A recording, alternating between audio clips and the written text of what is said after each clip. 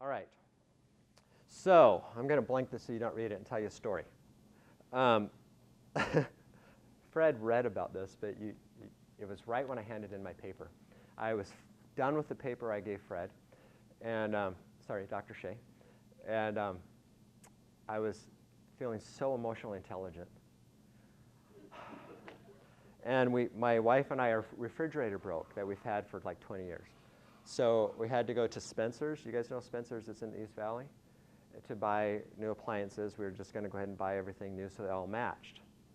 So we hadn't really planned to go to Spencer's that day, which suits me just great to just go buy a fridge. That's not my wife's style, but she was going with it. So we ended up buying a fridge, and we hadn't measured, which would be my style, not my wife's style at all.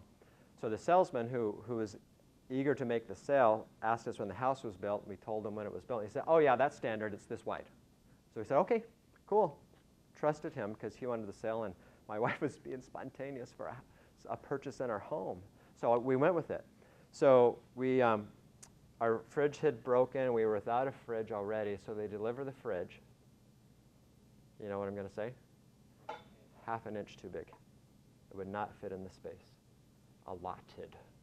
And we had just redone our cabinets, the countertops the year before, so there wasn't an option to shave it down.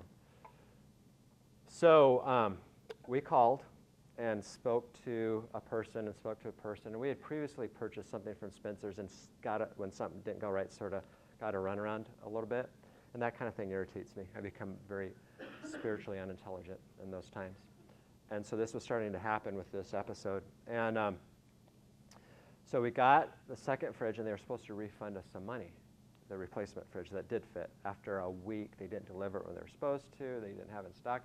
So we were living out of a cooler, very inconvenienced. You know, I'm pretty selfish. It was really not convenient for us. I was getting irritated. And so I have my wife call because we were going to go to a social event, and I was making creme brulee because that's the kind of guy I am. I would make creme brulee and make my wife call the salesman. That's what I was doing. So she called the salesman, and it wasn't going well. And the salesman was trying to explain to her why we weren't getting more money back. And I didn't want to talk to him because I was at a critical stage in my creme brulee. If you've made creme brulee, there's those moments. And I was in a moment, and Tina had had enough. That's my wife's name, and she handed me the phone. And I'm like, I'm making creme brulee. But I knew by her stance that it was not one to be rejected. So I took the phone, and I did not even say hello. I did not let him say hello. And I raised my voice to a high level. I became a lion instead of an otter and another personality temperament, and started letting him know that they were wrong, they were doing us wrong, this is not what they said, they weren't following. And we started going back and forth, and I don't think I swore at him. On the inside I did. And it elevated and elevated, and I said, we'll not do business with you again, blah, blah, blah, blah, blah, and I hung up. And I knew how horrible what I had done really was, that I had treated him poorly, and that would not be walking in the Spirit. And I had just turned in my paper. I'm thinking, oh, I'm so emotionally unintelligent. I'm retarded, and I think I'm an expert. So I went into my wife, who was in the bedroom, because she had heard it all, and she had gotten out of there. And I was embarrassed. And I said to her, am I still a noble man? And she just went like this. So I got my answer to that question. And she said, you know what you need to do? And I said, I know. I already told myself I wasn't going to, though. But I will. So I called him back and apologized for treating him so poorly. And had a good conversation.